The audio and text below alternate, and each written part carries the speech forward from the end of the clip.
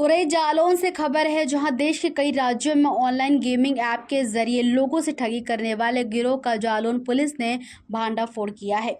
Jalaun cyber व कोतवाली police ने एक घर में छापेमारी कर 7 लोगों को गिरफ्तार किया है, जिनके कब्जे से भारी मात्रा में mobile phone, SIM, ATM, chequebook, laptop, passbook व नकदी बरामद हुई है।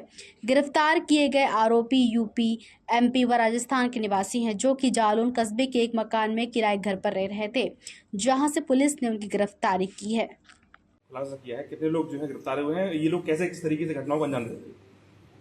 अपर पुलिस महानिदेशक कानपुर जोन, पुलिस उप महानिरीक्षक झांसी रेंज द्वारा साइबर अपराधों के संबंध में जनता को जागरूक करने और इन अपराधियों पर नियंत्रण करने के निर्देश दिए गए थे। उपक्रम में साइबर थाना और जालौन पुलिस ने एक मुखबिरों का संजाल बिछा रखा था। जानकारी हुई कि कुछ नवयुवक जालौन में विगत 1 माह से कमरे पर किराए लेकर गेमिंग प्लेटफॉर्म जैसे क्रिक बीच, फेयर प्ले, लोटस इत्यादि के माध्यम से जनता को जोड़कर उनसे ऑनलाइन बेटिंग करा रहे हैं इलीगल तरीके से और उनके साथ ठगी कर रहे हैं। इनको रात में गिरफ्तार किया गया तो इनके कब्जे से 133 अदद ATM, 104 passbook, 32 mobile phone, 80 SIM card, 14 UPI के क्यूआर कोड, 2 लैपटॉप और 74,500 रुपये नगद के अलावा अन्य सामग्री भी बरामद हुई है।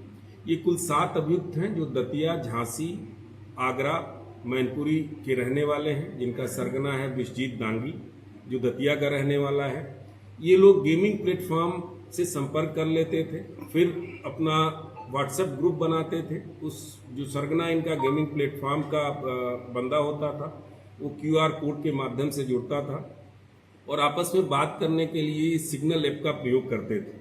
जो भी आदमी इनके एडवर्टीजमेंट पर क्लिक करता था, उनकी सूचना इनके पास आती थी। यहाँ से ये लिंक भेजते थे, वो व्यक्ति जो पीड़ित है वो इनसे जुड़ जाता था उस लिंक के माध्यम से। वर्चुअल पैसा जमा करा के वर्चुअल कॉइन देते थे और जीत हार के बाद जो जीतता था उससे थोड़ा बहुत पैसा वापस करते थे। शेष का पैसा ये वहाँ ट्रांसफ़र कर देते थे, जिसमें से इनको कमीशन मिलता था। ये बहुत बड़ा गेम है, बहुत बड़ा गैंग है ये। इसको हम लोगों ने वर्कआउट किया है, इसमें और आगे अभी विवेचना कर रहे हैं। काफ़ी बड़ी संख्या में ये जो आपके एटीएम और पासबुक बरामद हुए हैं, ये गरीब लोगों को जो बहुत ज़्यादा जिनको जानकारी नहीं है साइबर के अपराधों के बारे में, उनको कुछ पैसे दे के उनसे खुलवाते हैं और खुलवा के उनका पासबुक और एटीएम सारा कुछ अपने पास रख लेते हैं और इनकी आइडेंटिटी कभी क्लियर हो नहीं पाती।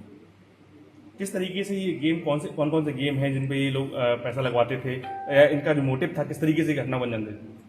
अभी देखिए, जैसे जो अभी तक की विवेचना से बात आई है, क्रिक बच, फेयर प्ले और लोटस जो गेमिंग प्लेटफॉर्म है, उनके लोगों से ये संपर्क करते थे। स्वयं एक व्हाट्सएप ग्रुप बनाते थे अपने लोगों का। उस व्हाट्सएप ग्रुप का वेब खोल के और गेमिंग प्लेटफॉर्म के प्रतिनिधि को वो क्यूआर कोड भेजते थे। बगैर आईपी एड्रेस डिस्क्लोज किए वो इनसे जुड़ जाता था और इनको एक्सेस मिल जाता था वहाँ के प्लेटफॉर्म का।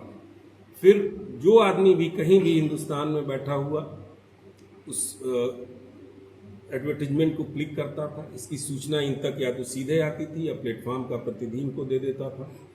ये उस आदमी को एक लिंक भेजते थे और उसको एक्सेप्ट करने के लिए कहते थे। जैसे ही लिंक ओपन करता था, उनके साथ जुड़ जाता था। फिर सिग्नल ऐप के माध्यम से ये ग्राहक और ये दोनों संपर्क में आ जाते थे। इनसे जितना पैसा होता था बताते जाते थे।